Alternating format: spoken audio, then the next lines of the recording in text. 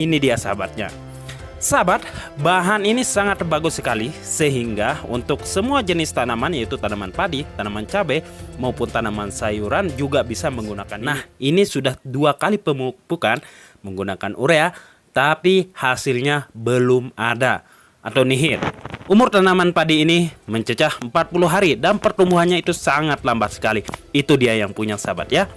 Nah, sekarang saya akan berbagi pengalaman bagaimana cara agar tanaman padi itu cepat tumbuh subur tanpa menggunakan banyak urea atau pupuk kimia.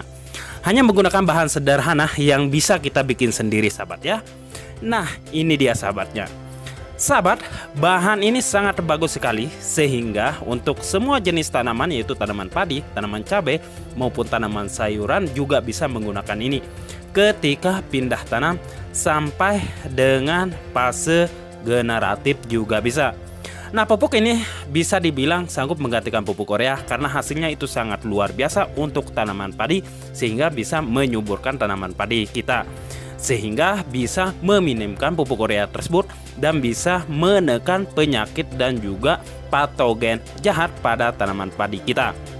Nah, tanaman padi ini kemarin terserang yang begitu parah, tetapi setelah menggunakan pupuk tersebut hasilnya itu sangat luar biasa sahabat. Dan ketika sahabat memakai pupuk urea yang berlebihan, bukannya semakin hijau sahabat ya, tetapi makin menguning dan makin parah, dan anakannya itu makin sedikit dan terjadilah asam-asaman.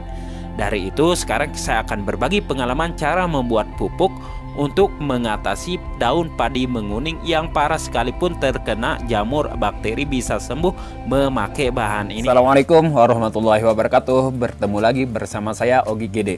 Sahabat, semakin sering tanaman padi dikasih urea itu semakin parah. Tapi ketika sahabat menyeprai memakai bahan ini, itu semakin hijau dan terhindar dari daun padi menguning akibat penyakit dan bakteri dan jamur sahabat ya, atau patogen jahat. Nah, ini adalah pupuk penghijauan daun pada tanaman, termasuk untuk tanaman padi maupun untuk tanaman cabai di fase vegetatif untuk penghijauan daun. Sehingga ketika kita menggunakan bahan ini, itu penyakit pada tanaman sembuh total. Oke sahabat, ini adalah santan kelapa yang besar sekali manfaatnya untuk tanaman. Dan manfaat santan kelapa untuk tanaman meningkatkan kesuburan tanah. Dan santan juga kaya unsur hara makro maupun mikro yang sangat dibutuhkan tanaman seperti kalium, fosfor, magnesium yang merupakan makronutrien penting untuk pertumbuhan tanaman. Nah, santan juga mampu membantu meningkatkan retensi air tanah sehingga tanah menjadi lebih subur. Dan sahabat, fungsi santan kelapa sebagai penghijauan daun dan menyegarkan tanaman akibat stres setelah pindah tanam maupun setelah pemulihan dari serangan penyakit tanaman.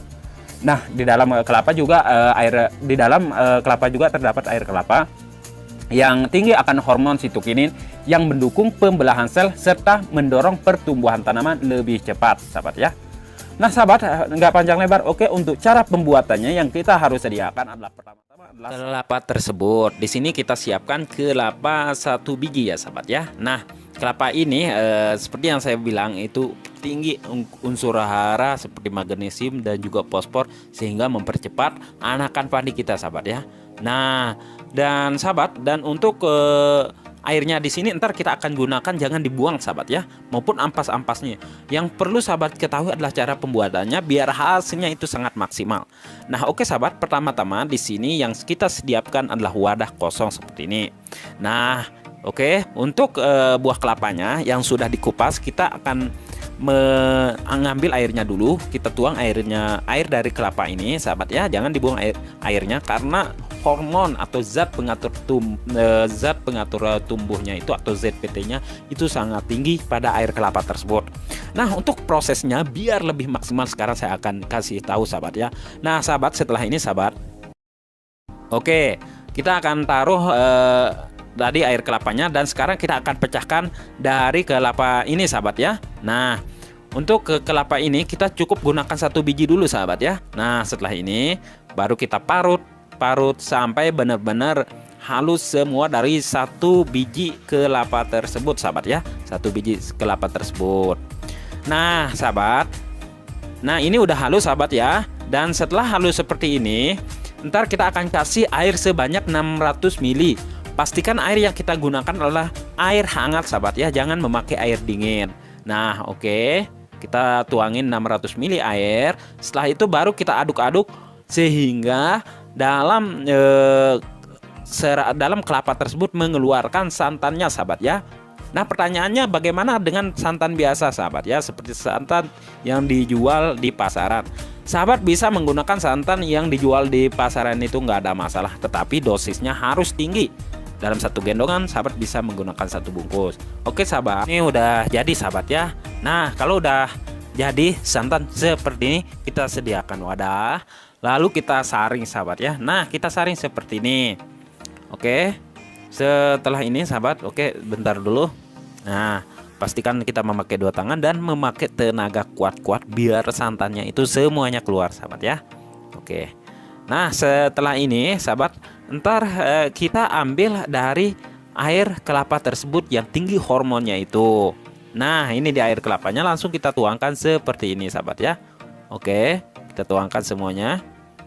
Nah, baru kita goyang-goyangkan sedikit pelan-pelan aja sahabat ya. Baru kita masukkan ke dalam botol. Ingat, untuk 1 biji kelapa itu sahabat bisa gunakan air kelapanya itu semuanya. Dan ntar setelah menjadi santan sahabat ya, baru dicampur bersama santan tersebut yang sudah jadi sahabat ya. Nah, ini dia udah jadi. Oke. Nah sahabat, setelah ini kita bisa melakukan fermentasi selama 1 minggu. Sahabat bisa menggunakan Yakult atau bisa memakai IE4 sahabat ya. Untuk IE4 ini sahabat bisa menggunakan 100 maksud saya untuk IE4 sahabat ya, sahabat bisa menggunakan 20 ml per 600 ml santan ini dan lakukan fermentasi selama 15 hari. Nah, untuk dosis dan ukurannya sahabat ya, bisa menggunakan 600 ml atau 1 botol ini untuk 2 gendongan semprotan dan spray ke tanaman padi kita itu ketika pindah tanam untuk menghijaukan daun sahabat ya.